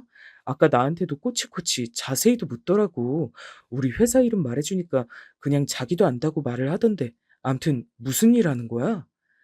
이때 아내가 하는 말을 듣고 저는 너무 의외라서 놀랐어요. 생각보다 있는 집 아들이었더라고요. 이게 다 무슨 소용인가 싶지만 형부네 집이 좀 사는 편이야. 강남에 건물도 있고 부모님들 줄줄이 그쪽 고급 빌라에 산다더라고. 약간 기생 오라비 같이 생겨서 얼굴이 반짝반짝한 게 부티는 있잖아, 형부가. 확실히 기생 오라비라는 말엔 저도 적극적으로 동의를 했답니다. 매끈한 피부에 좀 얄미워 보인 상이긴 했거든요. 근데 그게 다가 아니야. 언니 말로도 그렇고 내가 봐도 형부는 본인 집에서 약간 내놓은 자식이랄까? 이렇게 말해놓고 보니까 언니나 형부나 진짜 닮은 구석 많네. 각자 자기 집에서 아픈 손가락들이야. 왜? 처형은 그렇다 치고 동서도 집에서 이미지가 안 좋은 거야? 형제들이 많은가 봐. 그러자 아내는 한숨을 팍팍 쉬어가면서 말을 하더라고요. 말도 마. 요즘 같은 시대에 거기 사남매인가 그럴걸? 근데 두 명이 의사고 한 명은 그냥 평범하게 사업하고 우리 형부가 거기서 막내야. 근데 하도 사고치고 말 안 들어먹어서 유학 보낸 케이스인 것 같아. 아, 근데 처형이랑은 어디서 어떻게 만난 거야? 그것도 신기하네. 저도 진짜 신기하긴 했거든요. 둘이 어디서 접점이 있었길래 만날 수 있었던 걸까요? 그러자 아내가 곧장 궁금증을 풀어줬고 저도 듣고 나니 납득이 되더라고요. 어디서 만났겠어. 유학 가서 만났지. 그때 잠깐 연애하다가 헤어졌는데 한국 와서 다시 만났다가 애 생긴 거야. 근데 그쪽 사돈 어른들이 신혼집만 해주고 입 싹 씻으셨잖아. 분위기를 보아하니 정말 본가랑 사이가 안 좋아 보이긴 하더라고요. 당시 처형네가 살고 있던 집은 좋은 동네이긴 했어요. 그 동네에 40평대 신혼집을 사주고 그 뒤로는 일절 지원을 안 해주시는 것 같더군요. 그런데도 형부는 그 특유의 의시됨이 있어. 은근히 자기 엄마한테 우리 언니를 내세워서 효도하고 싶어 해. 왜냐면 그 집 자제들이 아무도 결혼을 안 했거든? 며느리라곤 우리 언니뿐인 거야. 그럼 처형은 그 분위기를 잘 맞춰주긴 해? 처형도 만만치 않을 것 같은데 말이야. 그러자 아내는 한숨을 푹 쉬며 말하더라고요. 그치. 당연히 그럴 리가 없지, 우리 언니가. 그니까 둘이 툭 하면 마음 안 맞아서 싸우는 거야. 그러니 애만 짠하다고 나랑 엄마는 맨날 말해. 엄마가 오죽하면 나보고 결혼하지 말랬다니까. 아니, 왜 당신한테? 왜 굳이 결혼하지 말라고 하신 거야? 당연하지. 큰딸이 결혼해서 저렇게 속썩이고 맨날 전화 걸어오고 하루가 멀다 하고 우는 소리 하니까 지겨운 거야. 나한테도 절대 임신 먼저 하면 안 된다고 신신당부했다니까. 이런 상황이라 듣다 보니 저도 속 시끄러웠지만 솔직히 동서 얼굴 볼 날이 얼마나 있겠나 싶었죠. 그렇잖아요. 남자 손윗동서랑 형님 간에 마주칠 것 별로 없으니 그냥 남의 얘기라고 생각하기로 했어요. 그런데 세상 일은 정말 뜻한 바대로 흘러가지 않는 것 같아요. 사람 인연이 여기서 갑자기 몰렸다가 저쪽에서 갈라지기도 하고 그러더군요. 얼마 안가 아내는 자기도 일을 해야겠다고 본격적으로 선언했고 저는 적극적으로 밀어줬는데요. 다행히 그 흐름은 아주 순조로웠어요. 어차피 아기 태어나면 이런 아동복 사업은 계속 이어서 할 수 있거든. 내가 예전에 뭐 떼다가 소품 같은 것도 팔고 했는데 그때 수입이 괜찮았어. 지금은 그저 애기 생각만 하면서 천천히 했으면 좋겠어. 뒷일은 너무 걱정하지 말고. 이런 화제가 나오게 된 이유는 우리에게도 아기 천사가 찾아왔기 때문이에요. 그러면서 아내도 은근 생계 걱정을 했거든요. 이 무렵 저희 부모님은 너무 기뻐하시고 신나셔서는 밥 사주시겠다고 서울까지 올라오셨지 뭐예요. 우리 며느리가 아주 그냥 복덩이야, 복덩이. 가까이 살면 내가 밥도 해다 주고 뭐도 해주고 할 텐데. 멀리 있어서 못 해주고 미안해 죽겠어. 자, 많이는 못 주지만 이거 용돈이다. 먹고 싶은 거 사 먹어라. 그러면서 어머니는 아내에게 50만 원을 주셨고 아내는 받고 어쩔 줄 몰라 했어요. 어머니, 감사합니다. 주신 돈 잘 저금해뒀다가 애기 잘 입히고 먹을게요, 어머니. 에구, 그게 무슨 말이야. 너 잘 먹고 잘 입으라고 준 거야. 요즘 같은 때 하도 애들 안 낳아서 난리들인데 너무 고생 많고 욕봤어. 맛있는 거 사 먹고 이 녀석한테도 이거저거 많이 시켜. 손 까딱하지 말고. 그렇게 너스레를 떠는 어머니를 우리 아내는 참 편애하고 좋아했어요. 나는 우리 엄마가 고생도 많이 하고 딱딱한 성격이라 생전 애교 한번 못 부려보고 이쁨도 못 받았거든? 엄마는 늘 신경이 언니한테 쏠려 있어. 근데 우리 어머니는 날 너무 이뻐해 주셔서 좋아. 이 말에 저도 고마워하고 있었는데요. 확실히 저희 엄마 말 맞다나 아내는 느지막이 애를 가져서 그런지 여러모로 힘든 관문들을 만나게 됐어요. 그런데 예상외로 또 쇼핑몰이 잘 되고 어떤 달은 택배 감당이 안 될 정도로 주문이 몰려 이거 혼자서는 도저히 안 되겠더라고요. 그러던 차 급기야 아내는 하면 안 될 선택을 해버렸어요. 이때 자기 언니, 그러니까 저한테는 처형한테 그렇게 거리를 두고 싶었던 그쪽 부부에게 도움을 청했거든요. 우선은 처형이라도 도와줄 수 있다는 것은 감사한 일이긴 했어요. 그러면서 몇 번 우리가 얻은 작은 사무실에 드나들기도 하고 처조카도 같이 따라와서 몇 번이나 얼굴을 익혔답니다. 헌데 한 번은 다 같이 밥을 먹는데 처형이 계속 시계를 보면서 눈치를 살피길래 왜 그런가 했는데요. 이게 부부 말을 다 들어봐야 안다지만 처형도 꽤 사연이 있어 보였어요. 지금 몇 시지? 우리 신랑 들어오기 전에 얼른 들어가야 되는데 이 사람 집에 들어와서 내가 없으면 그렇게 짜증내고 어딜 갔냐고 난리야. 나한테 와 있다고 말하면 되잖아.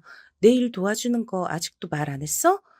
아, 진짜 남자들은 왜 이렇게 이기적인지. 아, 제부 미안해요. 제부 얘기가 아니라 우리 남편은 제가 친정가 있고 연락하고 하는 거 되게 싫어해요. 사실 전에 엄마한테 남편 욕하다 걸린 적이 있긴 한데 암튼요. 이렇게 듣고 보면 저는 손윗 동서가 마음에 안 들지만 처형도 문제는 있어 보이거든요. 왜냐면 이날도 밥 먹고 이런 얘기를 하던 중에 갑자기 울음을 터뜨리는 거예요. 엄청 당황스러웠어요. 나도 너처럼 이렇게 이쁘게 찬찬히 애기도 갖고 신혼도 즐기면서 살고 싶었는데 어쩌자고 이렇게 성급하게 결혼을 해버렸을까? 나 좋다고 하던 남자들 많았는데. 아, 참 언니 별소리를 다 하네. 왜 이래 진짜. 왜 또 울어? 우리 신랑 당황하잖아. 울지 마. 여기 휴지 갖다 줄게. 얼른 닦아. 이 분위기는 저도 엄청 당황스럽기에 주춤해서 물러나 있었는데 확실히 아내 말처럼 처형은 감정 기복이 있어 보였어요. 이때까지만 해도 저는 동서의 진면목을 알지 못했었고요. 처형이 좀 극성맞고 예민하고 그 정도로만 생각했었답니다. 아내는 자기 일을 맡아주는 언니가 고맙지만 간간히 이어지는 신세 타령을 듣기 힘들어했어요. 저도 이때 조심스럽게 의견을 건넸지만 받아들여지지 못했어요. 그러지 말고 단기 알바라도 구해봐. 낯설어도 보통은 그런 식으로 사람 쓰면서 숨통 트고 하는 거지. 만약에 우리 사랑이 태어나고 난 뒤 더 바빠지면 어떡해. 그때는 사무실도 확장해야 될 거고 택배는 당신이랑 처형 둘이선 택도 없어. 나도 그러고 싶은데 언니도 여기 도와주면서 요즘 우울한 게 나았다고 하더라고. 게다가 요즘 형부랑 자꾸 싸우는지 이혼 얘기까지 하는 거 있지? 그런 언니를 보니까 대뜸 쉽게 그만하라 소린 못하겠어. 이러니 저도 숨이 턱 막힐 듯 답답해져서 그냥 저 혼자 눈 감기로 했어요. 아내가 감당이 가능하다면야 제가 신경 안 쓰는 게 나은 거겠죠. 그런데 문제는 처형이 드나들다 보니 이제 사업 부분을 완전히 동서한테 오픈한 모양이에요. 그럼 됐지 왜 동서까지 우리 사무실에 드나들게 된 걸까요? 몇 번 오가면서 인사를 하길래 저도 끄덕했는데 이후에 우리가 계속 얼굴을 마주하게 될 줄은 꿈에도 몰랐어요. 게다가 거슬리는 게 저한테 은근히 반존대를 하더라고요. 야, 우리 와이프한테도 짜니? 요즘 처제 사업이 아주 잘 된다면서요? 막다리라더니 저 푸른 몸으로 열심히도 왔다 갔다 하네. 형님이 손보실 일이 많겠어요. 어떻게, 제가 좀 도와드릴까? 아, 글쎄, 뭐 그럴 건 없을 것 같은데 우리도 두고 보다가 알바도 쓸 거고 도움이 필요하면 나중에 말하면 되니까. 저도 사실 동서한테 말을 놓기도 높이기도 뭐해서 늘 호칭도 슬쩍 넘기고 뒷말도 흐리면서 말을 해요. 근데 은근히 말 놓고 짧게 하는 게 기분이 나쁘더라고요. 헌데 당시에 공교롭게도 아내는 몸이 약해진 터라 사무실에 들러보지 못했고 그러다 보니 거의 동서와 처형과 연락하며 사업을 이어가게 됐어요. 그러다 보니 본의 아니게 평일 저녁이라든지 주말 같은 때는 제가 동서랑 독대해야 될 때가 있는 거예요. 어차피 이렇게 된 거 피할 수 없으니 대화 정도는 했는데요. 이때 의외로 동서의 다른 면들이 보였어요. 말을 짧게 해서 재수없게 생각했는데 은근히 부침성은 있더라고요. 사실 저도 뭐 아시겠지만 집에서 내놓은 자식이라 살아가기 아주 힘들어요. 여기저기 눈치 보고 기웃거리고 우리 집에선 저 아파트 해준 걸로 입 싹 닫고 안 보려고 하니까 와이프랑도 맨날 예민해요. 형님은 그래도 행복해 보이시는데요. 뭐 행복이란 게 별게 있겠나요? 그냥 가정 꾸려서 안 아프고 잘 살면 그만인 거죠. 이러면서 둘이 이래저래 대화를 하다 보니 본인 사정도 저에게 털어놓고 나름의 야심들을 말하더라고요. 우리 와이프도 나 때문에 우리 집에 밉게 보이고 고생 많이 했거든요. 내가 하는 사업도 지금 자금이 막혀 있는 때라 다 골치 아픈데 이번에 처제 사업 잘 된다고 도와달라니까. 처가 이러니까 저도 이렇게 껴본 거예요. 생각보다 꽤 말도 많은 타입이고 그리고 이것저것 손도 많이 대봤는지 일도 대범하게 하는 편이었어요. 그러니 저도 제 얘기를 어쩌다가 했었네요. 남자들은 의외로 이런 부분에서 풀어지는 경우도 있으니까요. 이걸로 나중에 만만하게 보일 생각은 꿈에도 못했어요. 나도 뭐 이제 태어날 애만 생각하면서 일하는 거죠. 부모님도 지방에서 멀리 살고 계시고 아내랑 둘이 서로 믿고 열심히 일할 뿐이에요. 그래도 동서는 사업도 많이 해봤고 여유 있어 보이고 여러모로 보기 좋네요. 그랬더니 동서는 눈을 번뜩이며 되게 자신 있게 말하더라고요. 저한테 뭐든 필요한 거 있으면 말씀하세요.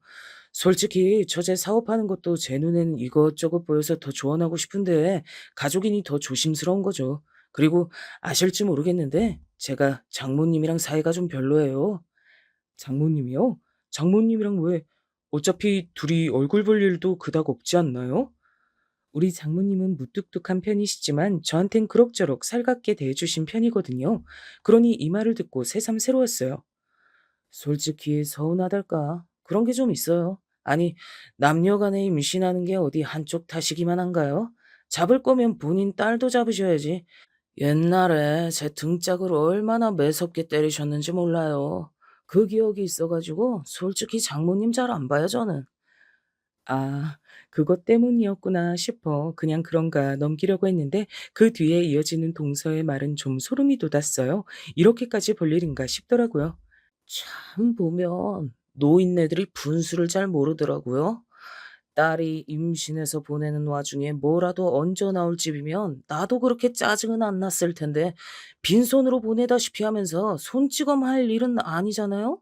내가 우리 집에서나 내놨지 이 집에 비길 때가 아닌데 말이에요. 여기서 순간 잘못 들은 말인가 싶었는데 동서의 표정은 아주 평온하게 진심인 것 같았어요. 은연중에 장모님에게 쌓인 건 있겠지만 어딘가 머리부터 발끝까지 무시하는 게 담겨져 있는 느낌이랄까 약간 쎄하더라고요. 근데 그런 느낌을 가지기가 무섭게 바로 동서는 웃으며 이렇게 말하는 거예요. 어쨌든 형님, 이렇게 가족이 된 것도 인연이고 다 인연 아니겠어요? 전 형님이랑 더 친해질 수 있을 것 같아요. 앞으로 자주 볼 것 같은데 서로 뭐든 도움될 거 있음 힘이 돼주자고요. 곧 처제도 애기 낳을 텐데 제가 이것저것 팁도 많이 드릴게요. 우선은 이런 식으로 얘기를 마주했고 전 이때의 대화들을 그렇게 마음에 두진 않았어요. 그리고 며칠 지나 아내는 한밤중에 양수가 터져 곧장 산부인과로 직행하게 됐답니다. 그런데 어찌나 고생을 하는지 우리 딸은 자기 엄마를 엄청나게 힘들게 만들더니 결국 수술을 해서 나오게 됐답니다. 시골에서 장모님이 올라오시고 다들 병원으로들 왔는데요.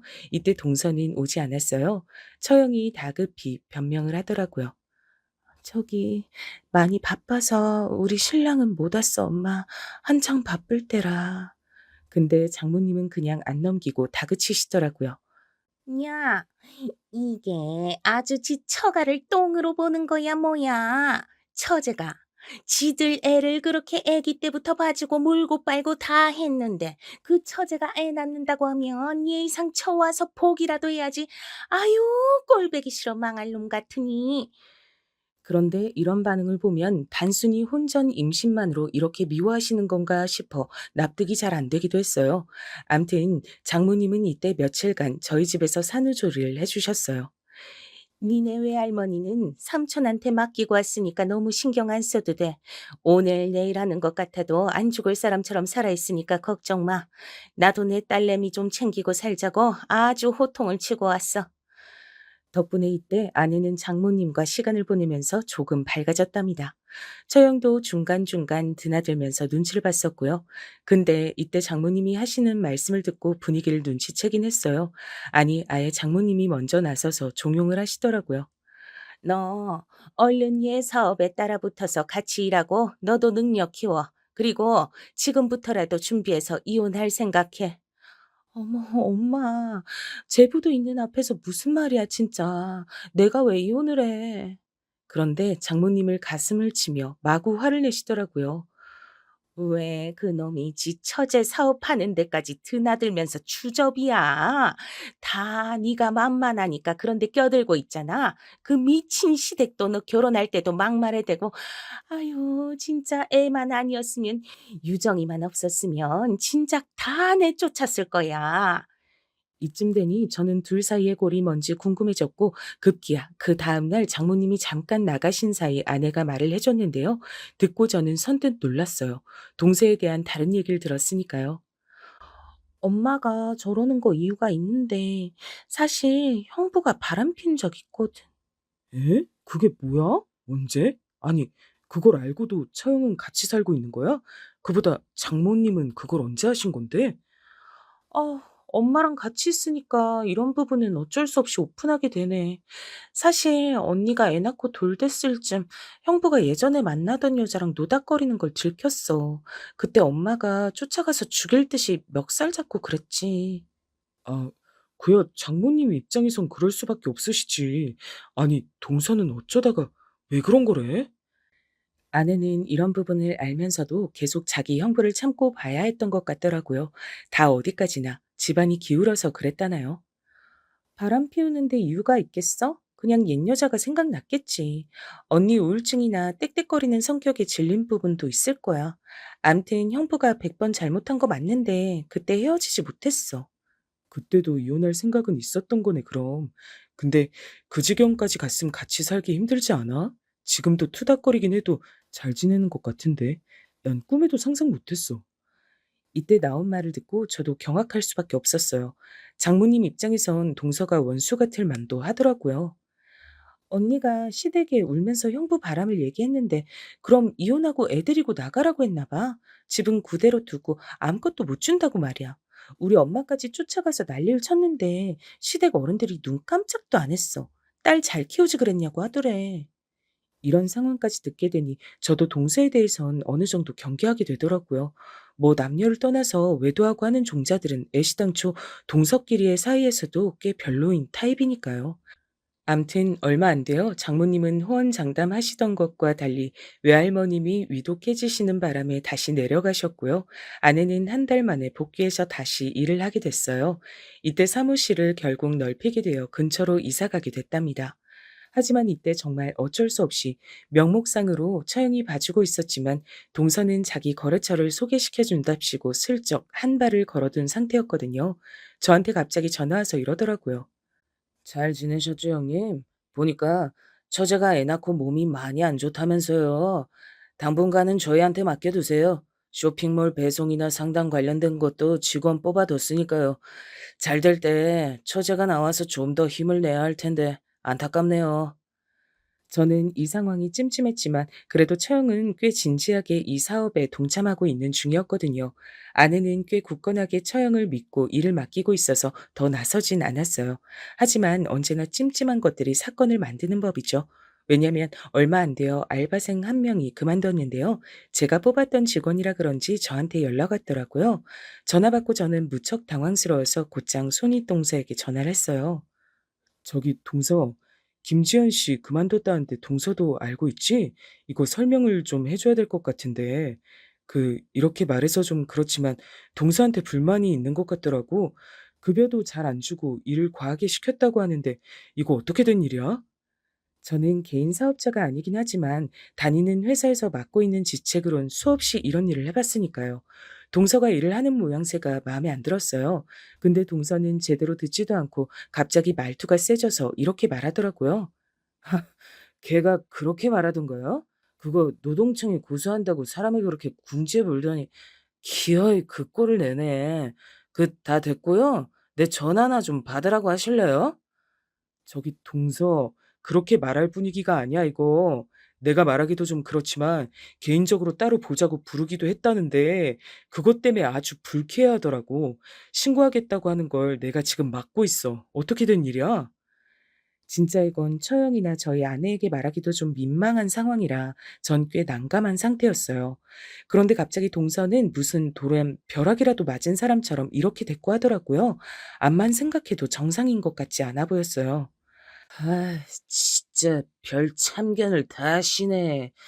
저기 형님, 나는 그런 말 한 적이 없어요. 내가 미쳤어요? 어디 그런 기집애가 하는 말에 놀아나서 지금 나한테 이래라 저래라 하는 거예요? 아니면 어쩌려고 진짜 어이가 없네. 저는 너무 황당해서 말이 안 나왔어요. 동서에 대한 처가의 평이 워낙 안 좋긴 해도 얼마 전까진 저랑 허심탄회하게 대화도 제법 길게 나눴고요. 여직원과의 얘기를 물을 때도 최대한 예의를 지켰다고 보거든요. 그러면서 끝내 이런 말까지 던지더라고요. 화가 난 저는 당분간 동서를 안 봤어요. 어지간히 돈도 없고 생떼 쓰는 그 코딱지만한 회사 호흡기 겨우 붙여서 살려주려 했더니 진짜 별의별 궁상을 다 보네요. 그 여자애 고소하던지 신고하던지 신발을 던지던지 알아서 하라고 하세요. 아, 기분 더럽네 진짜. 그러면서 전화를 끊어버렸고 저는 한참을 멍하니 있었어요. 아내에겐 일단 이 상황을 털어놨는데 말한 게 후회될 정도로 괴로워하더라고요. 아, 진짜 형부랑은 정말 못 해먹겠다. 이래서 내가 형부가 자꾸 드나드는 게 싫었다니까. 아, 너무 싫어 진짜. 어떡하지 여보? 그 여직원 내가 만나서 잘 처리해볼게. 진짜 너무 스트레스야. 결국 아내가 어찌어찌 만나서 같은 여자 입장에서 회유를 해가지고 퇴직금까지 줘서 보냈어요. 듣고 보니 또 있을 법한 얘기고 거짓말 같지 않아 그렇게 해줬다더군요. 언니한텐 이런 얘기 이제 죽어도 못해. 형부 바람피고 난 다음 언니 제정신 아니었거든. 안 그래도 살얼음판에 서 있는 것처럼 예민한 사람이 배우자 외도 겪고 제대로 사라지겠어? 근데 이 얘기까지 귀에 들어가면 생각도 하기 싫다. 여보, 그냥 우리끼리 잘 살자. 그리하여 이후에 우리가 돌잔치를 할 때 일부러 처형례를 굳이 부르지 않았어요. 아내는 그냥 솔직하게 처형에게 말했다더군요. 언니한테 그냥 형부 보기 불편하다고 뭐 때문인진 말 안 하고 언니만 오라고 했거든. 근데 언니가 또 그럴 순 없다는 거야. 난 답답해진 거지. 그냥 마음대로 하라 그랬어. 실제로 진짜 이날 처형네 부분 오지 않았어요. 우리도 그냥 관심을 끊기로 했답니다.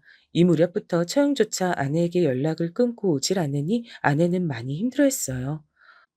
왜 언니까지 저럴까? 우리 마음은 알긴 하는 건지, 형부가 언니한테 뭐라고 말한 건지 모르겠는데, 언니가 전화도 잘 안 받아. 나 너무 속상해, 여보.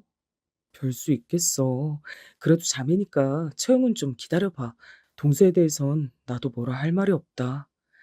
그리하여 시간이 지났는데 한 6개월쯤 지났을까요? 저에게 동서로부터 전화가 걸려왔지 뭐예요. 마치 그 앞전의 일들은 전혀 없었던 것처럼 말이에요. 잘 지내셨죠, 형님? 그간 안 본 지도 좀 됐고 서로 일들도 많았고 그래도 가족인데 이렇게 지내면 안 되잖아요. 저희가 한번 찾아갈 테니까 밥 좀 사주십시오. 그게 그래. 나야 뭐 잘 지냈지. 근데 요즘 우리 집에 장모님이 와 계셔. 와이프가 너무 바빠서 애를 잘 못 챙기니까 대신 봐주시거든. 보려면 다 같이 만나서 식사해야 되는데 괜찮은 거야? 장모님도 같이요? 아, 싫은데. 뭐 어쩔 수 없죠. 언제까지 이럴 수는 없으니까요. 그럼 형님이 말씀 잘 해주시고 날짜 말해주시면 저희가 한번 들를게요. 약속 꼭 잡아주십시오. 이렇게 통보하듯 말을 해서 저는 여전히 감정이 나빴고 일단 아내에게 말을 전했어요. 그런데 이때 아내 역시 반응이 안 좋았어요. 거절하는 건 아니었지만요. 나도 오늘 언니한테 전화 받았어. 왜 이제서 연락을 했는지 들었는데, 와, 과간도 아니더라, 형부. 한동안 무던하게 지내는 것 같더니, 글쎄, 형부가 언니한테 우리랑 다시 만나지 말라고 했었다네? 왜? 근데 그럼 왜 다시 지금 만나자는 거지? 나보곤 회포나 풀 겸 보자고 하던데. 그거야 나도 모르지. 근데 저번 그 여직원 일로 당신한테 불같이 화내고선 언니 보고도 처제네랑 연락하면 가만 안 둔다고 했대. 자기를 우습게 봤다면서 또 거기 드나들면 이혼이라고 했다나? 기가 막히지 않아? 저는 더더욱 이런 상황이 이해가 안 갔고 그런 주제에 왜 새삼 지금은 보자는 건지 모르겠더군요. 근데 언니도 똑같은 말을 하더라고. 형부가 우리 집 가자고 했다나? 어휴, 진짜 너무 불편해. 이런 말 하면 안 되는데, 나 형부가 너무 미워, 정말. 아무튼 이런 얘기를 듣고 나니 저도 안 보고 싶었으나 이미 저렇게 약속을 잡자고 하니 어쩌나요. 만나서 뭐 때문에 다시 보자고 하는 건지 얘기나 들어보고 그때 가서 인연을 결정 짓자는 생각을 했어요. 이윽고 그날이 되었고 생각해보니 저도 판단력이나 센스 같은 게 있어서 좀 더 빨리 체크를 했었으면 좋았을 거예요. 그날의 만남을 후회하는 게 맞는 건지 아님 잘했다고 해야 하는 건지 아직도 잘 모르겠거든요. 날짜가 잡히니 동서가 밖에서 보자면서 식당을 예약했고 불평하시는 장모님까지 모시고 다 같이 만나게 됐는데요. 그리고 어색한 분위기를 깨며 동서는 바로 결론에 들어가더라고요. 솔직히 저는 이때부터 심상치 않다 느끼긴 했어요. 오늘 이렇게 뵙자고 한 건 우리 여기 가족들끼리 사업을 좀 확장시켜 보려고 좋은 얘기로 만나자고 한 거예요. 일단 처제도 잘 듣고 저기 형님 지금 거기 사업하시는 거 말이에요. 요번에 보니까 애들 옷만 파시는 게 아니라 책이랑 음식까지 파는 범위가 많던데요. 동서 말대로 아내가 운영하는 인터넷 계정이 인기가 많아지면서 두루두루 판매 경로가 넓어졌어요. 산후에 아내와 아이 동시에 아팠고 그런 내용들도 일일이 다 보고하면서 일상을 공유했는데 그러면서 흐름을 탄 거예요. 여기엔 아내가 대꾸를 하려고 하는데 동서는 제가 좀 더 만만했던 걸까요? 저한테 자꾸 말을 하더라고요. 같이 하시는 게 어때요? 저희 거래처 다 소개해 드릴 테니까 사실 다 까놓고 말씀드리자면 저희 좀 어려워요. 집에서 끌어다 쓸 돈 다 썼고 다시 말해 도움 좀 주고받자 이거죠. 형님이 좀 잘 봐주십시오. 처제도 너무 딱딱하게 굴지 말고 나한테 서운한 거 있는 거 다 아니까. 저는 이때 동서가 처제인 제 아내도 많이 무시하고 있다는 생각이 들었어요. 엄연히 아내가 벌인 사업인데 엉뚱하게 자꾸 저한테만 말하더라고요. 그러니 단칼에 거절했답니다. 애초에 내 사업도 아니고 이 사람이 애 키우면서 이만치 몸을 키운 사업인데 뭘. 나한텐 권한이 없어서 도움이 못 돼서 미안하게 됐네. 왜 이렇게 성급하시죠? 제가 뭘 어쨌다고? 그냥 같이 좀 시작해보자고. 아직 어떻게 할지 얘기도 안 꺼냈는데 이렇게 바로 잘라버리게 어딨어요, 형님. 나 서운하네, 좀. 그게, 아니, 나도 내가 결정할 일이 아니니까 바로 옆에 이 사람이랑 얘기하면 되지 않나? 슬슬 저도 보통 분위기가 아님을 감지했는데 동서는 이때부터 냅다 술을 계속 들이키는 거예요. 앞에 애들도 있는데 그냥 여지없이 쭉쭉 들이키는 게 이상해 배더군요. 이 꼴을 보기 불편하셨던 건지 장모님은 또 뭐라고 욕설을 뱉으면서 훅 일어나셨고 처형과 저 아내와 애들은 계속 바보처럼 앉아 있었어요. 그런데 동서는 아랑곳 않고 계속 뭐 한 놈만 때리겠다는 주의인 건지 이상하게 저만 붙잡고 늘어지더군요. 정말 무슨 정신 이상한 사람 마냥요. 형님, 남자가 한번 결단을 내릴 때는 확실히 해야 되지 않겠습니까? 음, 그잖아요. 아니, 왜? 내 사업이 어때서? 왜 안 하려고 해? 괜찮다니까요. 소개시켜줄 사람 쥐천에 깔렸어.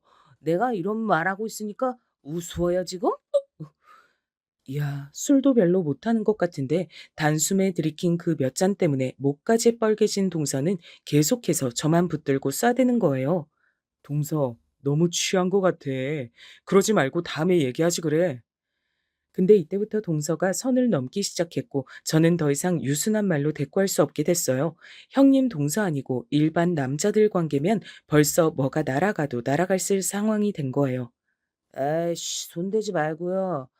아, 진짜 되는 거 하나도 없네. 니들 여기 얼만지 모르지?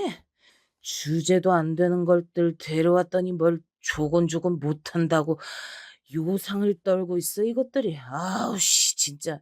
동서 왜 이래 정말? 저기 여보, 안 되겠다. 애들 데리고 나가. 처형도 그만 일어나요. 근데 이때 갑자기 동서가 저에게 냅다 괴성을 지르는 거예요. 그리고 처형과 제 아내는 겁에 질린 얼굴로 혼란에 빠졌고요. 에이씨, 야, 너가 뭔데 지금 선생질이야? 에? 어디서 가르치러 들어? 경찰이세요? 무슨 교통정리라고 앉았어? 아, 이 새끼 진짜 개념 없네? 그지 같은 거 오냐 비 맞춰줬더니. 저는 이 순간부터 거의 눈 돌아가기 시작했던 것 같아요. 동서 적당히 해. 이 이상은 나도 그냥 못 봐. 형, 형부, 왜 이래요? 여보, 나가자. 나가자. 그런데 이 동서 자식이 저한테 말도 안 되는 싸움을 거는 거예요. 야, 너 오늘 나랑 끝을 보자. 이리 와, 이리 와. 까꿍. 여기 이거 마셔. 마시면 보내줄게. 아니, 마시면 내가 1,000만 원 줄까? 이래. 지지리도 없는 집안 돈 불려준다는데 멍청해서 뭐 볼 줄을 모르네. 뭐라고? 야라고 했어 지금? 동서 진짜 해볼 거야 나랑? 그런데 이때 동서는 그 기생 오라비 같은 얼굴로 희죽거리면서 저를 마구 도발하는 거예요. 진짜 뭐 이런 미친 게 다 있나 싶었어요. 야, 야가 어때서? 야, 야라고 100번, 1,000번 불러줄까? 이거 마셔봐. 돈 준다니까? 히히히히. 어디서 이 거지 새끼가 가오를 잡고 있어? 야, 마셔보라고. 이러면서 저한테 왁왁거리면서 술잔에다가 양주를 그득히 따르더라고요. 저는 애지간해서 싸우는 자리를 피곤해하고 빠지는 편이지만 이렇게 정면으로 도발을 당한 경우 잘 못 참고 끝까지 가는 편이에요. 성질 없는 사람이 세상에 어디 있겠어요? 터뜨리고 수습 못하는 사람, 들어와서 피해가는 사람, 이 둘만 존재한다고 생각해요. 저는 옆에 양주병을 잡고 조용히 자리에서 일어나 뭔가 액션을 취하려고 하던 판국에 갑자기 저보다 뭔가가 더 빨리 날아들고 와장창 박살이 나는 걸 보게 됐어요. 어, 장모님, 장모님! 장모님은 어느새 제 등 뒤에 와 계셔서 똑같이 취한 얼굴로 보고 계시다가 안 그래도 눈에 가신 둘째 사위가 떠들고 있는 걸 보고 폭발하신 거예요. 너 이놈 새끼. 오늘 너 죽고 나 죽자. 뭐가 어쩌고 어찌? 내 명줄 떨어지는 한이 있어도 내가 네 새끼 안 놔줄 거야. 이리 나와 이놈아. 결국 처형과 아는 우왕좌왕하다가 제가 떠밀어서 밖으로 나갔고 장모님은 저보다 빨리 술병을 그쪽에 던지곤 악을 쓰시더라고요. 어림도 없어 이놈 자식아. 누가 누굴 떨어거지래. 야 이놈 새끼야. 너 정서방이 우습게 보이냐? 네 형님이 우스워? 줄 떨어져서 상 거지된 주제에 아쉬운 게 바닥 핥아가며 빌진 못할 망정 하는 꼬라지 보소. 내가 듣다 너 기집질하는 거 알고도 참아줬더니 별 더러운 꼴을 다 보내 아주. 이때 장모님 목소리가 얼마나 크던지 바로 제 귀 옆으로 소리를 지르시는 통에 귀청이 떨어져 나갈 뻔했어요. 그래서 동서 쪽 반응을 제대로 보지도 못했어요. 근데 와중에 장모님은 참 민망스럽고 민구스럽게도 제 역성을 들어주시면서 괴성을 지르시더라고요. 이놈 자식이 진짜 정서방 니까짓 게 비벼대면서 무시할 사람 아니야. 네 집이 백날 잘 살아봐라. 집만 강남이고 천당이면 다야. 집에서 진작 내쫓고 줄 떨어져서 기댈 곳도 없는 주제에 사업하려고 빌려왔으면 바싹 엎드려 이놈 새끼야. 아니 근데 진짜 미쳤나 이것들이. 동서는 여전히 정신 못 차리고 자기에게 쏟아지는 장모님의 막말에 어지러워하더군요. 딱히 충격받아서 그런 건 아니고 안 그래도 취해서 어지러운데 장모님이 폭발하시니 성가셨을 거예요. 그런데 뒤에서는 진짜로 충격받더라고요. 에? 뭐라고? 아니 뭐라고요? 땅? 뭐야? 그래, 정서방, 니랑 아주 출신이 달라. 여기지 여기서 크게 과수원도 하고 땅도 천지가 정서방 내 거다. 어따 대고 그지거리면서 분수도 모르고 씹으려. 별 더러운 꼴을 다 보겠네 정말. 그러자 동서는 믿겨지지 않았는지 잠깐은 저에게 이죽거리더라고요. 뭐야, 땅 부자세요? 그럼 진즉 말을 했어야지. 잘 모셔다 드릴 텐데. 아니 잠깐. 장모님. 진짜예요? 뭐야? 나 완전 망했네요. 이러다가 제가 아무런 대꾸도 안 하고 가만히 있으니 찬찬히 상황 파악은 되었던 모양이에요. 그러더니 동시에 술이 확 깬 걸까요? 인간이 정말 졸렬하고 혐오스러웠던 게 장모님한테 세상 또 없을 욕을 그렇게 들어놓곤 우리 땅이 있고 형편이 어떤지 얘기만 기억하고 달려들더라고요. 에, 뭐야? 진짜구나. 아 참. 형님, 저기 뭐예요? 우리 그런 정도 얘긴 해도 될 사이 아닌가?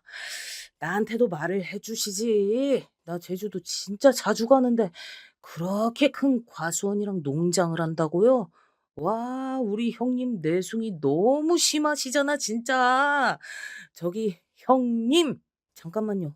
우리 이제 앉아 봅시다. 이러면서 태세를 바꾸려는 동서를 보니 마시지도 않은 술에 괜스레 역함이 느껴져서 짜증이 올라오더라고요. 다 자리를 정리하고 가려는 저를 붙잡고 늘어지고 계속해서 가려는 저에게 심지어 무릎까지 꿇어버리는 모습을 보니 너무너무 어이가 없었어요. 하지만 제가 대꾸할 새도 없이 장모님이 그냥 다 선을 그어버리시더라고요. 내가 그간 딸이랑 손녀 불쌍해서 참았는데 너 같은 놈이랑 계속 인연 맺고 살다간 내가 우리 90 먹은 엄마보다 일찍 죽겠다. 니들 이혼해. 명령이야. 이혼 안 하면 엄마랑도 인연 끊잖아. 아씨, 장모님, 뭐가 이렇게 다 마음대로랑? 내 뜻은 들어보지도 않아요? 아, 이게 뭐냐고? 어딜 가요? 다 앉으라고! 이렇게 술주정을 부려가며 오락가락하는 동서를 그 자리에 버려두고 우린 모두 밖으로 나갔어요. 수일 후에 속전속결로 이혼권은 진행되었고 처형은 확고하게 마음을 먹었는지 여러 가지를 준비하더군요. 나 이번에 진짜 생각 많았어. 저 인간이 나한테 먼저 처제랑 연락하며 이혼이라고 했었으니까 머릿속으로 몇 번이나 상상했는데 이번에 제부한테까지 하는 꼬라지 보니까 결론은 난 것 같아. 나 어떻게든 살아갈 거야. 새끼가 있는데 정신 차리고 살아야지. 그러면서 절 보더니 한마디 하더라고요. 제부, 미안해요. 전부 나 때문이야. 너무 고생 많았어요. 잘 해결할 테니까 우리 신랑한테 험한 꼴 당하게 한 거 용서해줘요. 미안해요, 정말. 이리하여 처형은 결국 시간이 걸려 이혼을 했어요. 하는 마당에 아내는 제대로 준비해서 그간 외도 기록들이라든지 화가 나고 술 마시면 다소 물리적인 행동을 하는 것들 다 포함해서 처형네 시댁 쪽에 이래저래 청구하고 소송까지 가게 되었어요. 쉽진 않았지만 위자료와 함께 이혼은 하게 되었고요. 저는 동서에게 당했던 그날의 치욕은 그럭저럭 달래어가며 잊어가는 중이에요. 그렇게 있는 집 아들이랍시고 저를 저 밑에서부터 무시하고 있었던 걸 그날 다 드러냈고 본인 형편에 비해 제 형편이 더 낫다는 걸 아니 바짝 무릎 꿇었던 것부터 정말 별 들어온 인간군상의 모습을 다 체험한 것 같아요. 열심히 일생을 일구어 오신 부모님이 축적하신 부를 제가 다 아무런 노력 없이 받는 건 아니고 저도 직장을 정리하고 한 3년 안쪽으로는 그쪽으로 향할 계획은 있어요. 그러던 사이 아내가 자발적으로 일어서는 모습을 응원해주고 싶었는데 별일을 다 겪었네요. 처형은 이혼해서 장모님과 같이 살고 있고 저와 아내는 쇼핑몰 운영하면서 별탈 없이 지내고 있어요. 형부 그렇게 그지그지 거리더니 본인이 그지같이 살고 있대. 언니랑 이혼으로 인해 거의 강제로 다 떼주게 되고 그 망나니 성질 버리지 못해 또래 강남 키즈 친구들 사이에서 겉도나 봐.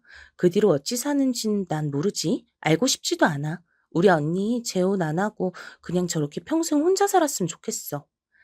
아내는 완전히 처형 쪽에도 신경을 끊고 우리 가정에만 집중하며 살고 있어요. 저도 지금 우리 세 가족만의 삶에 만족하며 잘 살아가고 있습니다. 나름 마음에 큰 생채기로 남을 뻔한 사건이지만 그걸 통해 결국 동서란 인간과 완전히 연을 끊게 됐네요. 앞으로 온전히 독립된 우리만의 가정으로서 더 열심히 살아보려고 합니다. 모두들 건강하시고 안녕히 계세요.